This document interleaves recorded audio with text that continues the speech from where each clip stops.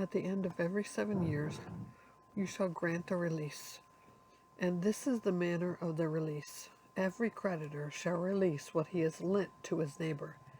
He shall not exact it of his neighbor, his brother, because the Lord's release has been proclaimed. Of a foreigner you may exact it, but whatever of yours is with your brother, your hand shall release. But there will be no poor among you, for the Lord will bless you in the land that the Lord your God is giving you for an inheritance to possess. If only you strictly obey the voice of the Lord your God, being careful to do all this commandment that I command you today. For the Lord your God will bless you, as he promised you. And you shall lend to many nations, but you shall not borrow. And you shall rule over many nations, but they shall not rule over you. If among you one of your brothers should become poor in any of your towns within your land that the Lord your God is giving you, you shall not harden your heart or shut your hand against your poor brother. And you shall open your hand to him and lend him sufficient for his need, whatever it may be. Take care lest there be an unworthy thought in your heart, and you say, the 7th year, the year of release is near, and your eye look grudgingly on your poor brother, and you give him nothing, and he cry to the Lord against you, and you be guilty of sin.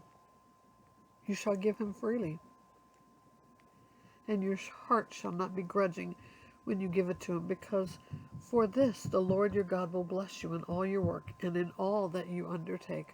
For there will never cease to be poor in the land. Therefore I command you, you shall open wide your hand to your brother, to the needy and to the poor in your land. If your brother, a Hebrew man or a Hebrew woman, is sold to you, he shall serve 6 years, and in the 7th year you shall let him go free from you. And when you let him go free from you, you shall not let him go empty-handed. You shall furnish him liberally out of your stock, out of your threshing floor, and out of your winepress. As the Lord your God has blessed you, you shall give it to him. You shall remember that you were a slave in the land of Egypt, and that the Lord your God redeemed you. Therefore I command you this today.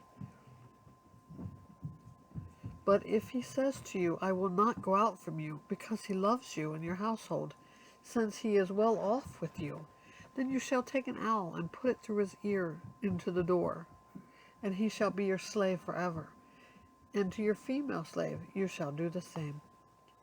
It shall not seem hard to you when you let him go free from you, for at half the cost of a hired worker he has served you for 6 years.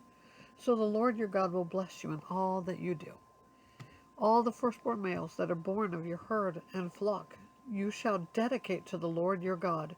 You shall do no work with the firstborn of your herd, nor shear the firstborn of your flock. You shall not eat it.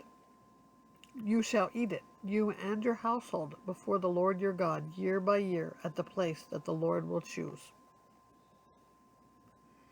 But if it has any blemish, if it is lame or blind or has any serious blemish whatever, you shall not sacrifice it to the Lord your God. You shall eat it within your towns. The unclean and the clean alike may eat it, as though it were a gazelle or a deer. Only you shall not eat its blood. You shall pour it out on the ground like water.